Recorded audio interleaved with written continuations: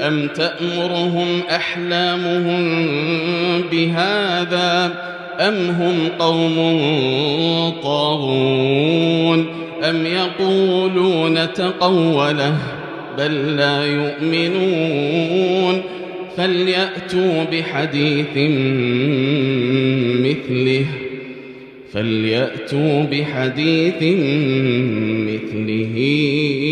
إن كانوا صادقين.